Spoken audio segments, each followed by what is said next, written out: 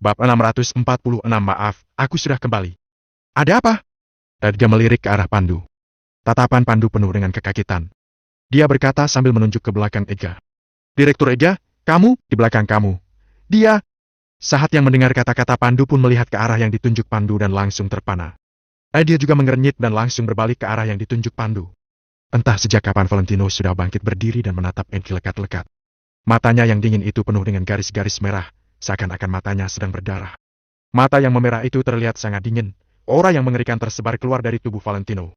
Dia juga sudah pernah bertemu dengan beberapa orang dari dunia mafia, tapi dia tidak pernah percaya dengan energi membunuh. Dia merasa itu hanya omong kosong. Namun sekarang, dia benar-benar bisa merasakan energi membunuh yang samar-samar tapi sangat nyata itu dari tubuh Valentino. Energi itu berasal dari rasa kebencian yang amat sangat sampai-sampai kamu merasa harus membunuh orang yang kamu benci itu. Sekarang, tubuh Valentino diselimuti oleh energi seperti ini. Dia bagaikan iblis yang penuh dengan dendam, mengeluarkan aura kebencian yang amat dalam, bagaikan iblis yang baru saja terbebas dari rantai pengikatnya dan merangkak keluar dari neraka. Atau lebih tepatnya, dia seperti seekor harimau buas yang sudah tertidur sangat lama dan akhirnya bangun. Benar, harimau buas yang terbangun. Kamu? Edgar terlihat agak bengong. Baru saja Edgar mengucapkan satu kata ini, Valentino sudah menerjang maju dan meninjunya dari samping. Brak! Sekuat apa tinju ini? Tinju ini membuat tubuh Edgar yang besar dan gendut itu langsung terlempar ke samping dan akhirnya mendarat di meja makan.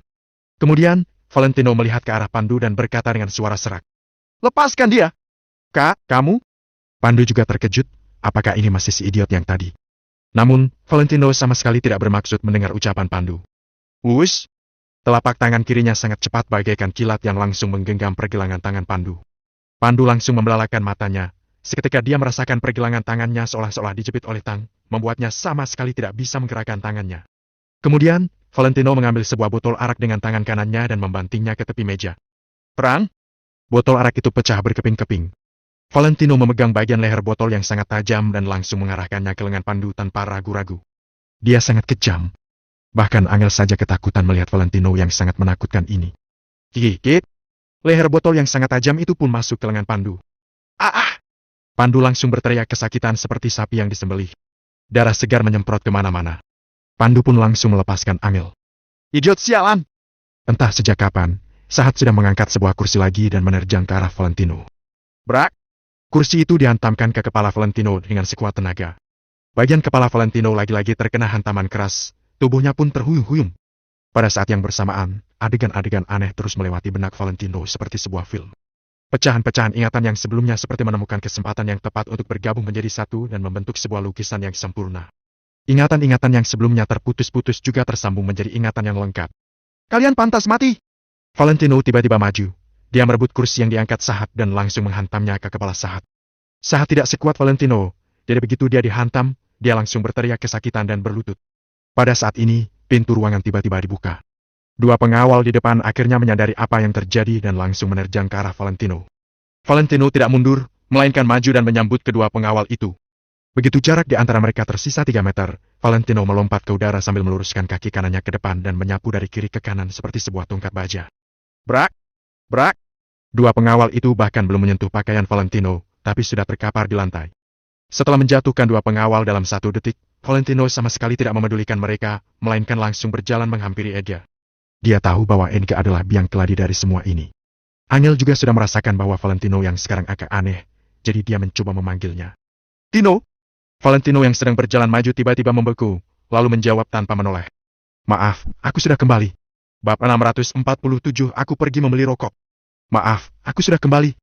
Begitu Valentino mengatakan kalimat ini, air mata Angel langsung mengalir. Pada akhirnya, semua penantian Angel membuahkan hasil. Akhirnya, dia mendapatkan hasil dari semua hal yang telah dilakukannya.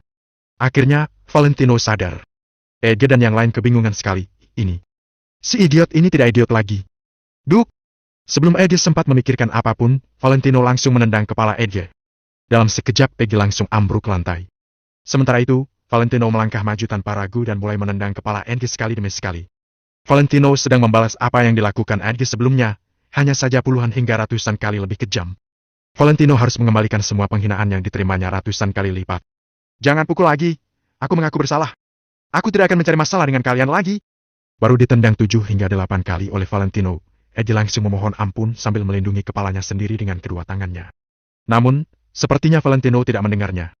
Muka Valentino tanpa ekspresi, sekujur tubuhnya juga memancarkan aura yang dingin. Dia terus mengulangi tendangan kencangnya. Kondisi Valentino yang sekarang tidak hanya membuat Pandu dan yang lain terguncang, bahkan Angel juga ikut tertegun. Bahkan jika dibandingkan dengan semua orang di sini, reaksi Angel yang terlihat paling jelas. Valentino yang sekarang memang sudah sadar. Namun jika dibandingkan dengan yang sebelumnya, ada sesuatu yang berbeda. Jika harus dideskripsikan dengan sebuah kata, maka kata itu adalah dingin. Valentino yang sekarang tidak seperti dirinya yang biasa, sikapnya berubah jauh. Dia berubah jadi dingin, tidak berperasaan dan haus darah. Tindakannya sangat kejam, setiap tendangannya mengenai area vital Edgar. Setelah ditendang beberapa puluh kali, kepala Edgar sudah berdarah. Bahkan, hidung dan mulutnya juga berdarah. Kondisi ini juga karena Edgar sudah melindungi pelipis dan bagian fatal kepalanya dengan kedua tangannya. Jika tidak, mungkin dia sudah mati ditendang Valentino. Aku mengaku bersalah, jangan pukul aku lagi, jangan pukul aku lagi. Edgar terus meminta ampun. Dia terus meraung kesakitan bagai seekor binatang yang sedang disiksa. Bahkan saat dia meminta ampun, ingus dan air matanya terus bercucuran. Wush! Valentino membungkukkan pinggangnya, kemudian dia mencengkeram leher Edgar dengan salah satu tangannya. Otot-otot di tangan Valentino mengencang, lalu dia mengangkat tubuh Edgar yang sudah babak belur dengan kekuatan yang luar biasa. Namun, ekspresi Valentino menunjukkan seolah dirinya tidak mengerahkan tenaga sama sekali. Tatapannya juga sangat dingin. Brak! Perang! Valentino memecahkan botol bir sekali lagi. Kemudian, dia mengarahkan bagian botol yang tajam ke dada Edgar. Karena aku sudah bilang kalau aku akan membunuhmu, maka kamu harus mati. Nada suara Valentino terdengar dingin dan tidak berperasaan. Begitu dia membalikkan pergelangan tangannya, ujung tajam botol bir itu langsung ditusukkan ke dada Edgar kuat-kuat. Jangan bunuh aku! Edgar terus berteriak ketakutan. Namun, kelihatannya Valentino sama sekali tidak peduli. Dalam sekejap, tubuh Edgar tertancap ujung botol yang tajam itu. Kaos putih yang dipakainya itu langsung sobek, kaca botol juga menusuk menembus kulitnya. Arg! Edgar kembali meraung-raung bagai seekor binatang. Apa rasanya jika kaca ditusukkan ke tubuh? Bahkan, tubuhnya ditusuk dengan bagian pecahan yang tajam. Edgar merasakan rasa sakit ini secara langsung. Muka Valentino tanpa ekspresi. Dia menarik kembali botol tersebut, lalu diangkatnya tinggi-tinggi dan ditancapkan ke arah Edgar. Valentino terlihat dingin, seolah dirinya itu mesin pembunuh yang tidak berperasaan. Saat ini, dia hanyalah mesin yang bertugas mencabut nyawa Edgar. Kali ini, Valentino mengarahkan mulut botol itu ke arah leher Edgar. Leher adalah bagian tubuh yang lemah, ada aorta, kerongkongan serta saluran pernapasan di dalamnya. Jadi, leher adalah bagian yang sangat fatal. Jika Edgar tertusuk di bagian lehernya, maka dirinya pasti mati. Tino! Akhirnya Angel tersadar dari lamunannya. Dia segera berteriak keras-keras. Gerakan Valentino langsung terhenti. Saat ini, jarak ujung pecahan botol itu hanya 10 cm jauhnya dari leher Edgar. Valentino, jangan gegabah. Ada hal-hal tertentu yang tidak boleh dilakukan, kata Angel dengan nada suara yang dipelankan untuk membujuk Valentino. Setidaknya dengan kondisi mereka sekarang, Edgar tidak boleh mati di tangan Valentino. Valentino menatapi Edgar selama beberapa detik. Tatapannya yang tajam membuat Edgar tidak berani bertatapan dengannya. Perang? Valentino melepaskan botol bir dalam genggamannya, kemudian botol itu jatuh di lantai dan hancur berkeping-keping. Untuk sementara aku tidak akan membunuhmu.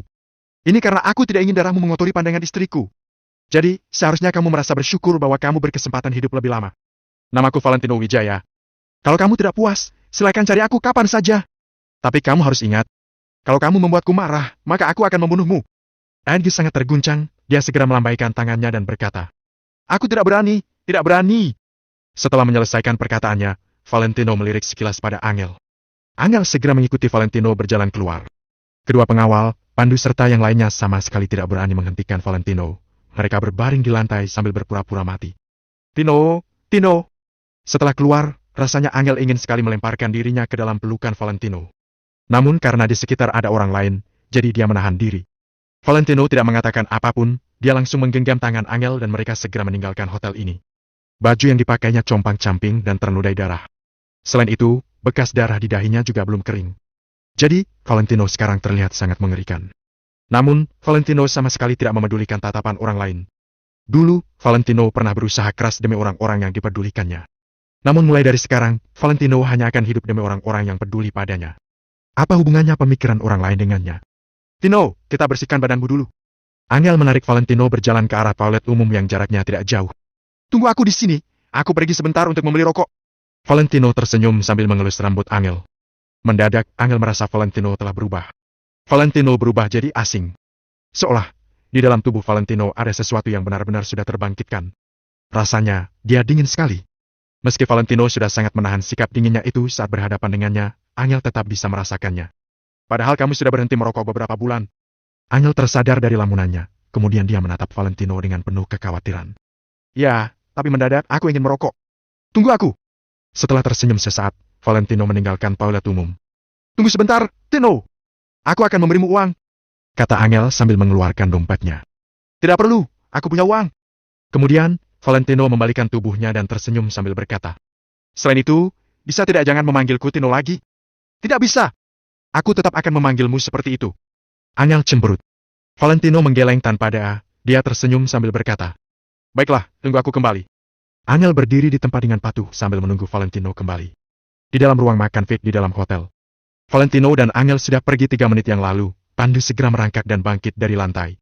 Selain lengannya yang terluka karena ditusuk dengan pecahan botol tadi, bagian lainnya tidak terluka.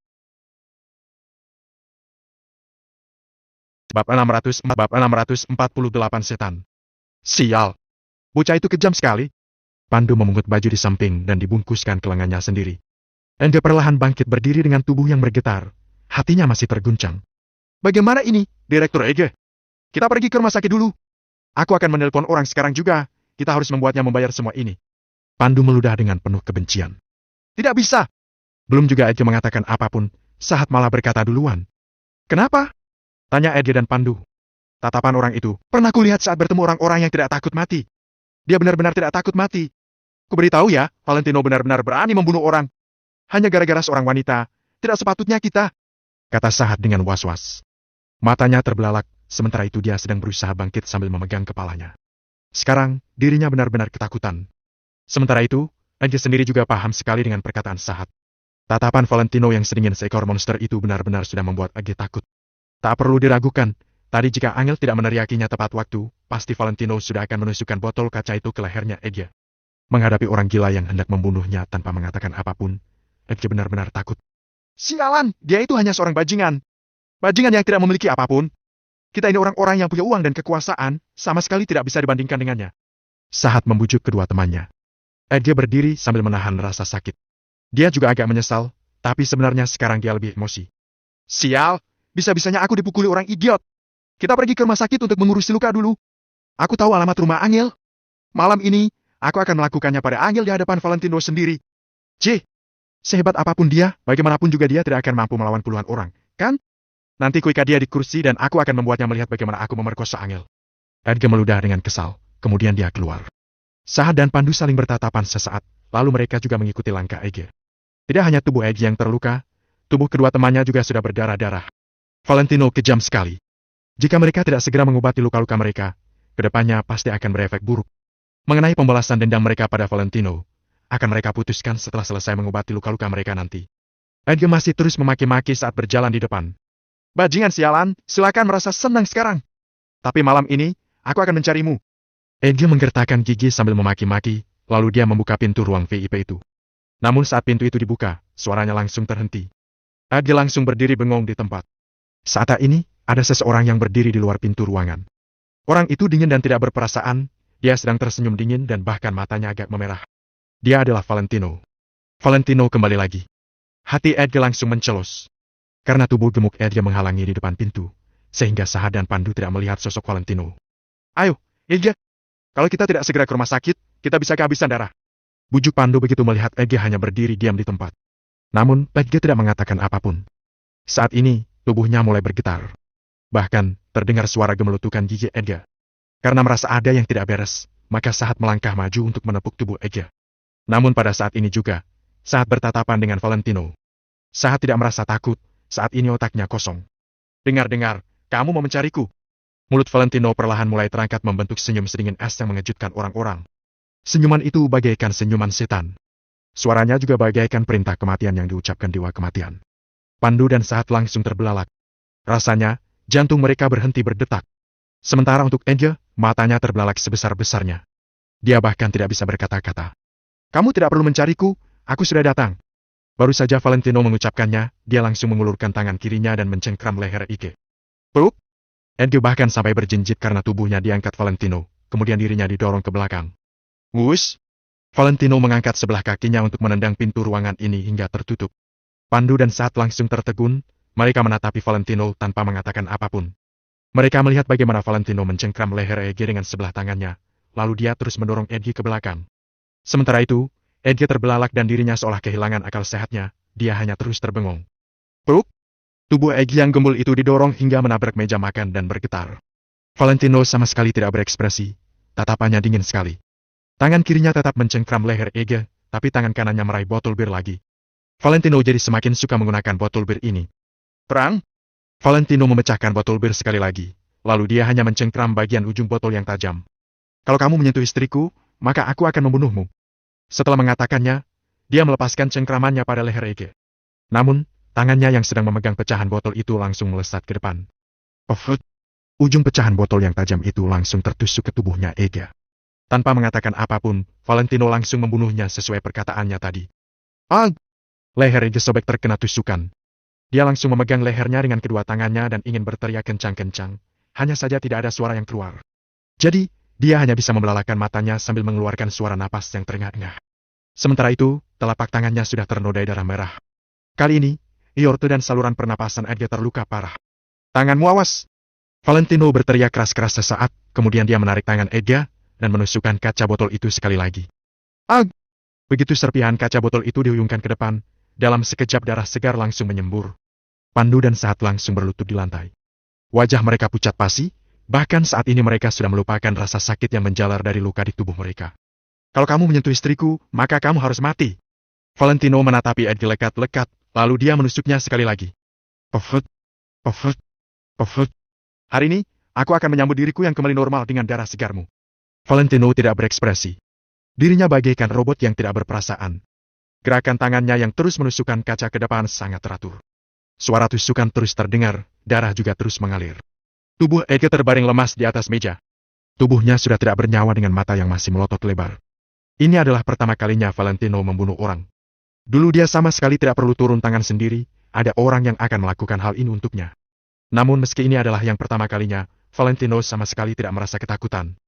Meski kondisi kematian Edge sangat tragis, Valentino juga sama sekali tidak merasa tidak nyaman. Di dunia ini, memang ada orang-orang yang pantas dibunuh. Membunuh orang yang sepatutnya dibunuh, Valentino hanya merasa puas. Mana mungkin dia gugup atau ketakutan. Valentino menggoyangkan tangannya untuk membersihkan darah segar yang menodai tangannya. Kemudian, dia membalikkan tubuhnya dan menatapi Pandu dan Saat. Kedua orang itu tertegun dan terduduk lemas di lantai. Mereka terus merangkak ke belakang. Bahkan saat menyentuh dinding belakang sekalipun, mereka masih terus menendang kaki mereka untuk menggeliat lebih jauh. Bab 649 seumur hidup ini tidak akan mengecewakannya. Tidak satu pun dari mereka yang menyangka, Valentino yang tadinya telah pergi ternyata malah kembali untuk membunuh mereka. Ketika Edge berkata dia hendak melenyapkan Valentino, ternyata Valentino malah datang dan membunuhnya. Kalian juga harus mati seperti dia. Valentino berdiri di atas dengan kedua tangan di punggung. Dia menatap mereka berdua dengan tatapan yang dingin dan tidak berperasaan. Mendengar perkataan Valentino, mereka sama sekali tidak berani menjawab. Di hati mereka hanya ada rasa takut. Saat ini, Valentino membuat mereka merasa tidak berdaya. Valentino bagaikan seorang raja yang mengendalikan hidup dan mati mereka. Orang biasa hanya bisa merangkak dan gemetaran di bawah kaki raja. Mereka sama sekali tidak berani memikirkan hal lain. Ampuni kami, ampuni kami. Wajah Pandu pucat pasi, dia langsung bergumam untuk meminta ampun. Saat langsung menangis. Rasanya dia ingin menampar wajahnya sendiri. Dia juga menatap Valentino dengan wajah memelas. Valentino menatap mereka berdua selama beberapa detik, lalu dia mengatakannya dengan suara yang kecil. Untuk sementara ini, aku tidak akan membunuh kalian. Mereka berdua terkejut mendengar perkataannya. Lalu, mereka bersujud sebagai tanda terima kasih. Aku akan memberi kalian kesempatan, bereskan tempat ini. Bagaimana caranya terserah kalian. Aku tidak peduli kalau kalian mencari kambing hitam atau apapun. Tapi, kalau ada yang tahu bahwa aku yang melakukannya, aku jamin aku akan membuat kalian mati dan menemani Edge di alam sana sebelum aku ditangkap. Percayalah, aku bisa melakukannya. Saat mengutarakan permintaannya, wajah Valentino tidak berekspresi. Edge memang sudah sepatutnya dibunuh. Namun, Valentino tidak bodoh. Dia tidak akan mengorbankan dirinya sendiri karena orang-orang tidak penting ini. Hal yang lebih penting adalah Angel sudah sangat menderita demi dirinya. Kalau sampai terjadi sesuatu padanya, Angel akan sendirian di dunia ini. Dia pasti akan sangat kesepian dan tak berdaya. Kalau sampai seperti itu, Valentino pasti akan sangat mengkhawatirkannya. Pada awalnya, kedua orang itu membeku sejenak, tapi kemudian mereka mengangguk dan menyetujuinya tanpa ragu. Valentino tidak mengatakan apa-apa lagi. Dia berbalik dan masuk ke kamar mandi untuk membersihkan bekas darah di tangannya. Melihat cairan merah sekar yang mengalir ke saluran pembuangan, Valentino tidak merasakan apa-apa. Dia tidak menyesal telah membunuh orang. Demi berbagai kesulitan yang Angel alami selama 3 bulan ini. Bahkan jika dia menghancurkan dunia ini, apa salahnya? Di akhir musim gugur, cuaca berubah menjadi lebih dingin. Angin dingin bertiup, jadi Angel merapatkan pakaiannya. Namun, saat ini hati Angel terasa sangat hangat. Di kejauhan, ada seseorang yang datang ke arahnya selangkah demi selangkah. Melihat orang itu, Angel merasakan kehangatan perlahan meluap di hatinya, tanpa sadar air mata pun memenuhi matanya. Ternyata Angel tidak membutuhkan apapun, dia hanya membutuhkan dia. Air mata mengaburkan pandangannya, sehingga orang itu juga terlihat sedikit kabur. Angel segera menyeka air matanya. Dia takut dirinya tidak bisa melihat sosok itu dengan jelas. Namun, dia lebih takut lagi kalau semua ini hanyalah mimpi. Bodoh, sudah sebesar ini pun kamu masih menangis. Valentino menghampiri Angel dan mencolek hidungnya. Angel membuka matanya yang penuh dengan air mata, lalu mendongakkan wajah kecilnya dan bertanya. Bukannya kamu pergi membeli rokok? Ya, aku tidak punya uang dan penjualnya tidak mengizinkanku berutang. Valentino terdiam sejenak sebelum menjawab. Angel seketika langsung tertawa sambil menangis. Tadi kamu bilang kamu punya uang. Ayo pergi, kita pulang dulu. Valentino mengibaskan tangannya tidak peduli, kemudian dia membawa Angel naik taksi kembali ke tempat yang mereka tinggali. Angel tidak mengatakan apapun lagi pada Valentino karena ada orang lain di dalam mobil. Awalnya, Angel ingin meminta sopir membawa mereka langsung ke rumah sakit, tapi Valentino menolak. Jadi Angel terpaksa membeli obat dan berencana mengobati Valentino sendiri saat pulang nanti. Tidak ada sepatah kata pun yang mereka katakan sepanjang jalan. Kemudian, mereka berdua pun sampai di rumah. Namun, ternyata si penyewa rumah sudah duduk menunggu mereka dari tadi. Melihat penampilan Angel dan Valentino, beberapa orang langsung membeku. Kemarin, mereka berdua kembali seolah-olah baru selesai berkelahi, tapi kenapa hari ini kondisi mereka malah terlihat lebih parah daripada kemarin? Namun orang-orang tersebut tidak peduli apa yang telah dilakukan Valentino dan istrinya, mereka hanya peduli dengan keuntungan mereka sendiri. Angel, uang sewa yang kukatakan padamu pagi ini, kata si penyewa rumah sambil menggertakkan giginya. Dia juga mengamati penampilan Angel dari atas sampai bawah. Valentino langsung menjawabnya dengan nada dingin sebelum Angel sempat mengatakan apapun. Lain kali kalau kamu mengetuk pintu rumahku di tengah malam lagi, maka aku akan membunuhmu. Setelah berhenti sejenak, Valentino meneruskan. Siapapun yang datang akan kubunuh. Setelah selesai mengatakannya, Valentino menatapi orang-orang tersebut dengan tatapan dingin. Syut! Beberapa orang itu langsung mendongak dan melihat Valentino dengan tatapan terkejut. Si idiot ini! Apakah si bodoh ini sudah kembali normal? Mata Valentino yang dingin membuat beberapa orang tertegun dan tidak berani berbicara. Tanpa mengucapkan sepatah kata pun, Valentino membawa Angel masuk ke rumah mereka. Kelek! Saat pintu rumah terkunci, Angel tidak bisa mengendalikan dirinya lagi. Dia langsung memeluk Valentino sambil menangis terseduh-seduh. Setelah sekian lama, akhirnya dia bisa menangis dalam pelukan Valentino. Dia ingin menghapus semua penderitaan dan kesedihannya dalam 3 bulan ini dengan air mata. Maaf, ini semua salahku. Valentino mengelus rambut Angel dengan lembut. Aku tidak menyalahkanmu, aku tidak menyalahkanmu. Aku hanya menyalahkan diriku sendiri karena tidak menjagamu dengan baik. Angel menangis terseduh-seduh dalam pelukan Valentino sambil terus menggelengkan kepalanya. Kamu sudah berjuang selama beberapa bulan ini. Mulai sekarang, aku yang akan menafkahi kita berdua. Nada suara Valentino sangat tenang, tapi juga sangat serius. Baik, aku akan menuruti semua perkataanmu. Kamu yang tentukan semuanya. Angel mengangkat wajah kecilnya, lalu dia membuka mulutnya dan mencium bibir Valentino. Valentino langsung mulai merespons. Kemudian, ciuman panjang itu pun berlangsung selama 2 menit. Jika bukan karena Angel menyentuh luka di tubuh Valentino, maka mereka berdua pasti akan terus terhanyut dalam asmara. Valentino melepas bajunya, sedangkan Angel mengeluarkan betadine dan perban yang baru saja dibelinya, lalu dia mengoleskan obat pada luka Valentino. Saat mengoles obat, dia memberitahu Valentino mengenai semua hal yang terjadi selama beberapa bulan ini. Dia juga menceritakan perubahan drastis yang terjadi di kota Neo setelah Valentino kehilangan ingatannya. Semuanya Angel ceritakan selengkap mungkin. Valentino tidak mengatakan apapun, dia hanya mendengarkan Angel dengan tenang. Meskipun Angel tidak menceritakan secara detail tentang apa yang dia lalui selama 3 bulan ini, Valentino tetap bisa memahami penderitaan Angel. Sekarang ingatannya telah pulih, tapi ini tidak berarti bahwa ingatannya selama beberapa bulan ini hilang. Dia bisa mengingat banyak hal dengan jelas. Konon, katanya suami istri bagaikan sepasang burung yang akan terbang sendiri-sendiri saat bencana datang melanda. Namun kesetiaan Angel ini tiada tara, dia telah mematahkan pepatah kuno itu. Seumur hidup ini, Valentino tidak akan pernah mengecewakan Angel. Setelah ini, aku akan melindungimu, jadi kamu tidak perlu setelah ini lagi? Kata Valentino dengan suara kecil. Angel tertegun sejenak, lalu dia mengangguk dan meneteskan air mata lagi. Namun, yang diteteskannya kali ini adalah air mata bahagia. Setelah Angel selesai mengoleskan obat untuk Valentino, dia membalut luka di kepala Valentino dengan perban dan memberikan pakaian ganti yang bersih untuk Valentino.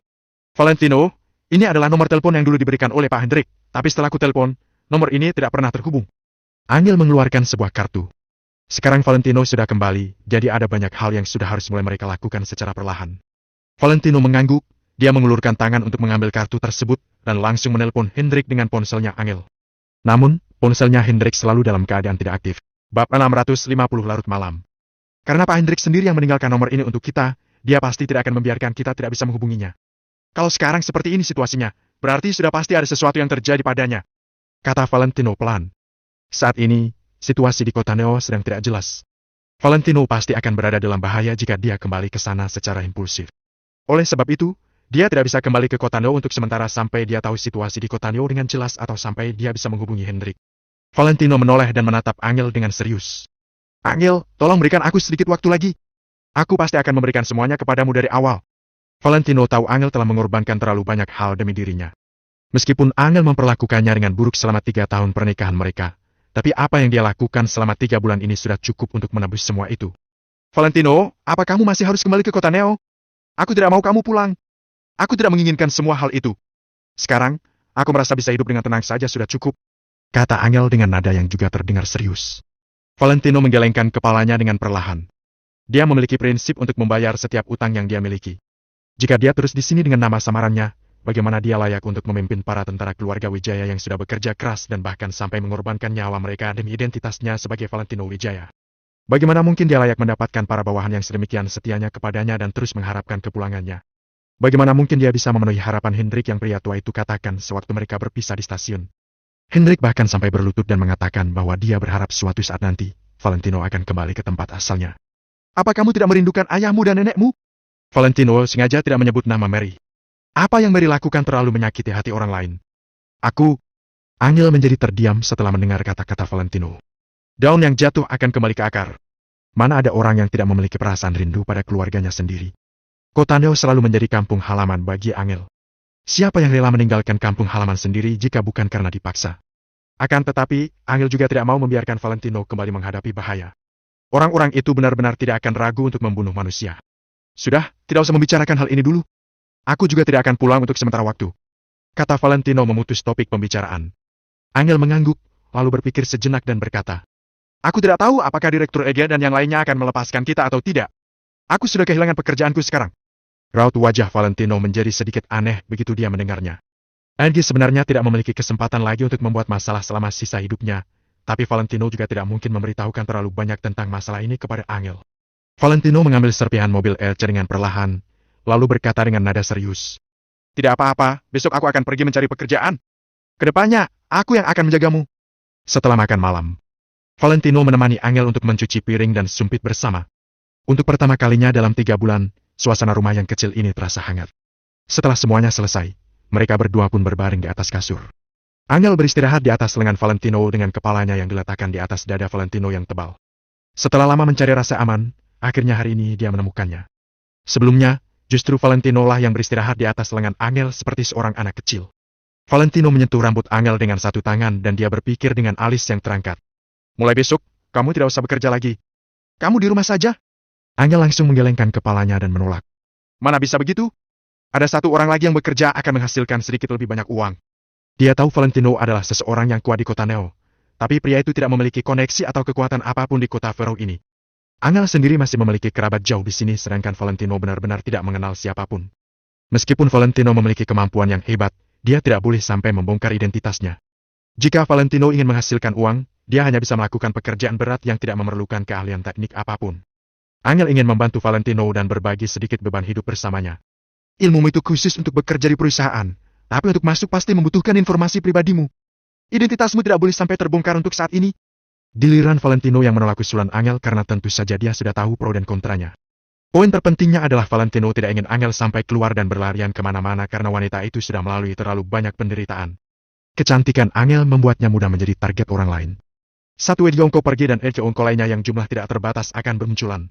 Orang yang kuat akan menjadi target penindasan orang lemah begitu mereka kehilangan kekuasaannya. Kedepannya, tidak peduli seberapa berat masalah itu, Valentino pasti akan membereskannya. Valentino mempertimbangkan dengan matang dan berkata, tunggu saja selama beberapa saat lagi. Aku akan mencari orang yang bisa membuat kartu identitas palsu dan membuatkan kita 2 identitas baru. Mata Angel sontak menjadi berbinar dan dia berseru senang. Kamu pintar sekali, Tino. Kenapa aku tidak sampai terpikirkan akan hal itu? Valentino tertawa sambil menggeleng-gelengkan kepalanya dengan pelan. Angel yang merupakan seorang wanita membawa dirinya yang seorang idiot dan bersembunyi dalam ketakutan. Angel pasti tidak bisa menghubungi siapa-siapa karena dia tidak bisa melakukannya. Meskipun dia terpikir untuk membuat identitas palsu, dia juga pasti tidak berani. Tapi aku tetap tidak ingin membuatmu kelelahan sendirian, kata Angel sambil mengangkat kepalanya yang kecil. Tidak masalah, aku ini kan pria. Kamu cukup cuci baju dan masak di rumah saja untukku. Sama seperti para pasangan suami istri yang pergi keluar bekerja, sahut Valentino sambil tertawa. Angel hendak mengatakan sesuatu, tapi Valentino sudah membungkam mulutnya. Angel mendengus singkat, wajahnya dalam sekejap menjadi merah. Dengan gerakan yang sangat lembut, Valentino membalikkan tubuh Angel dan menciumnya. 3 bulan bertahan, 3 bulan tetap setia, 3 bulan mengandalkan satu sama lain untuk bertahan hidup. Malam ini, mereka akan menggunakan cinta yang dalam itu sebagai pembuktian. Malam pun menjadi larut. Keesokan harinya, begitu Valentino bangun, Angel ternyata sudah sibuk di dapur. Dia melakukan tugasnya sambil bersenandung. Dia terlihat sangat bahagia. Seperti ini juga sangat bagus, kata Valentino dengan sudut bibir yang menaik tinggi. Dia membalikkan tubuhnya dan menatap ke arah matahari di luar jendela. Mereka berdua saling mengandalkan untuk bertahan hidup. Meskipun itu adalah sesuatu yang sangat biasa, tetap saja rasanya begitu nyata. Hari ini adalah hari pertama Tino pergi keluar untuk mencari pekerjaan, jadi aku harus menyiapkan nutrisi yang cukup untuk Tino. Aku juga sudah menyiapkan pakaian yang bersih untuk Tino, kata Angel sambil tersenyum. Dia berjalan ke arah meja makan dengan tangannya membawa 2 piring telur mata sapi. Bisakah kamu tidak memperlakukanku sebagai anak kecil? Tanya Valentino sambil menggelengkan kepalanya. Angel cemberut dan menirukan nada bicara Valentino 2 hari yang lalu. Angel, aku ingin mobil RC, aku ingin mobil RC. Angel menirukan nada dan ekspresi Valentino dengan sangat tepat. Puff. Valentino merasa malu sekali, jadi dia hanya bisa menunduk dan makan dengan tenang. Bagaimana denganmu? Setelah makan 2 suap, Valentino pun mengangkat kepalanya dan memandang wajah Angel yang nampak pucat karena kekurangan nutrisi.